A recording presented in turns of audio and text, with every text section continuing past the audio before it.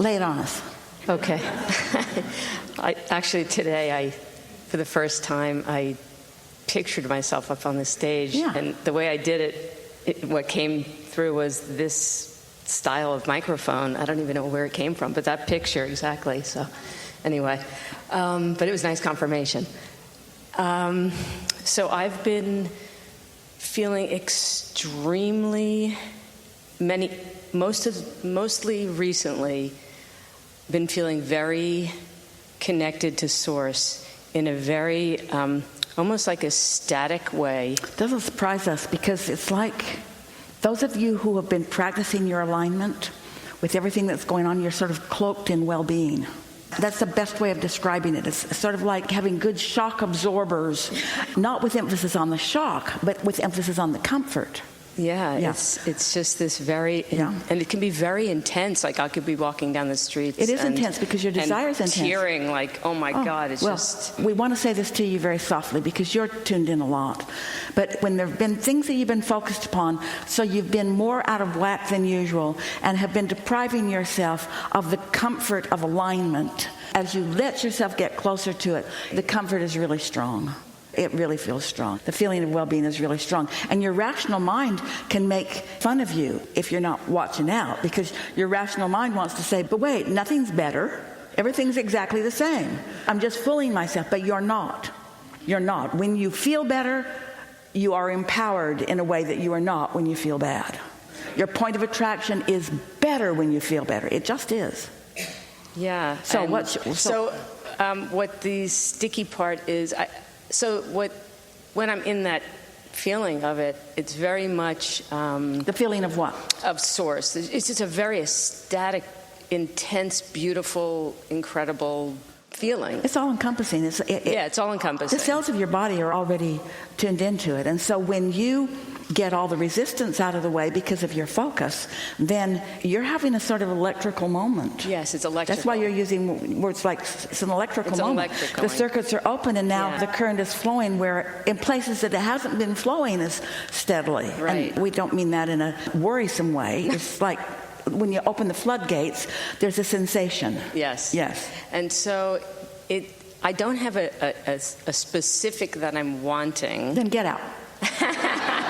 But there's just this wanting to stay there, and it feels as if... You don't want to stay there. We really don't want you to try to stay there. We want you to know that you can get there anytime you want to. We don't want you to hide from life. We want you to be a step one participant. We want you to launch more rockets of desire. Sometimes if you decide you want to stay there, then you're not real with yourself, and then you put happy face stickers on things. And if you don't know where you are, then you can't feel the improvement. So just be real about it, and just know that you can get there on any topic with enough desire to be there. But start with the things that are easiest. And then after a while, everything's easy. There isn't anything that is so troubling that you can't find your balance. I think that I'm afraid I'll dabble into a topic that'll take me down. You know too much. You can't. You can't.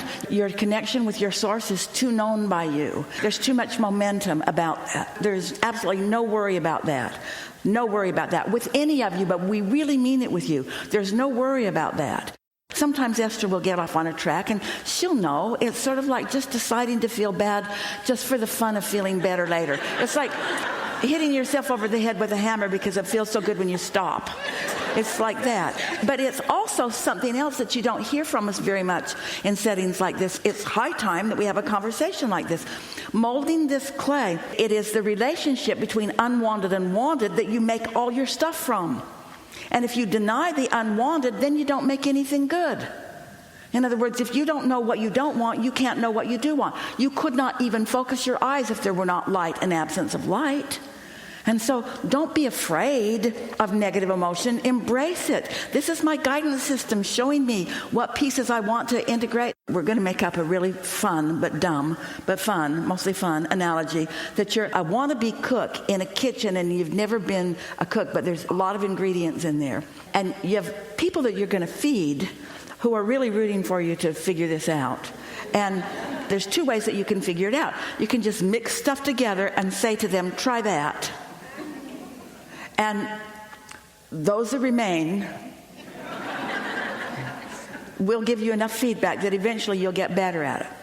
But what if you have an inner being and you pick something up and you think, this? And you feel, You pick up this and, In other words, this is a silly analogy because you want to know the proportions and the percentages. But what we're getting at is your inner being knows everything that you want and knows all of the ingredients that are accessible to you and is guiding you with that kind of precision. So I think what's really happening is I'm sort of denying what I really want, probably because I don't think I could really get it. That's what he was doing. Yeah. Oh, that guy was doing back there, that guy. A guy who pretends he can't see.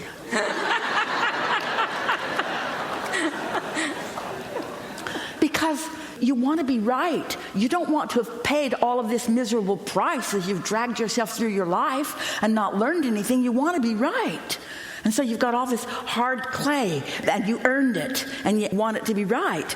Or do you want to feel good? Yeah. Because you could have been so right about so many things, but things have evolved, and now the things that you were really right about aren't right anymore. You can think of endless examples of that. You're evolving. This is the best way to say it. We talk about your emotions as feeling good and feeling bad, or feeling good and not feeling so good, good and bad. And that's a little judgy, isn't it? But how else are you going to acknowledge your guidance system? This feels better and this feels worse. This feels like I want to go there and this feels like I don't. So it feels good and bad, like Kate's warmer, cooler game. Aligned or not aligned, allowing or resistance. That's what feeling good and feeling bad is. Allowing, alignment, resisting, not allowing alignment. But when you take this feels good and this feels bad and you turn it into this is right and this is wrong, now it's tricky, treacherous really. Because when you're saying right and wrong, you're usually assigning it to others over which you have no moldable, pliable. You can only align to your inner being. You can't make others align. So many people, you've tried so hard to be good and not bad by an outside standard, and now it's a little shocking for us to tell you there's not an outside standard, because your inner being never would call you bad. Your inner being always knows you as good, of value and worthy, always. And that's annoying because you know some people that should be labeled bad. And that's why you want to make it right and wrong, but it gets treacherous right away, where when you just let it be, feels better, feels worse, feels better, feels worse.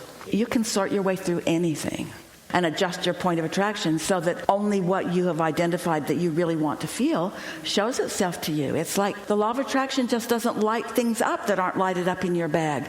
So the more you clarify the bag of marbles that you're carrying around, there's so many analogies, we're making you crazy. This end of the stick, this bag of marbles. The better it gets, the better it gets. And we really liked the statement earlier about what's my business and what's not my business. And we really want you to feel what is your business. Yeah, I did resonate when she mentioned that. Yeah. Enough? Yep. Now Thank what? you. You're doing extremely well. You all are. This is a wonderful day. And it felt slow going, but it was so wonderful the way it unfolded. You're different now than you were. And that doesn't mean anything except that you're different now than you were. You're vibrationally different, and your point of attraction is now shifted, and you will see the advantage of it. There's no homework. Don't try to explain this to anybody. They'll just think you're nuts. You can't explain something to someone that's not in the vicinity of it anyway. And you are in the vicinity of it and became more in the vicinity of it. And right now you are in tune with the source that is within you in a strong way. And so be easy about it. Don't try to make anything happen. Don't make any strong proclamations to anybody. There's not anything that you need to do with this except just enjoy your new point of attraction. It will be noticeable to you. It is our promise to you.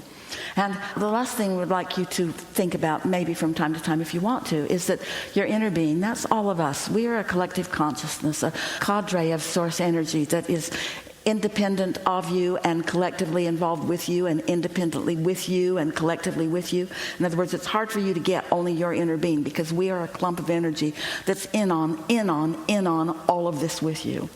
And so you're going to be feeling more of that electrical stuff that you were talking about, and more awarenesses. Your impulses are going to feel stronger, both the aversion impulses and the inclusion impulses. You're going to feel your alignment and your resistance in a stronger way than you usually do, just for a little while. Don't freak out about it. There's nothing freaky that's going to happen.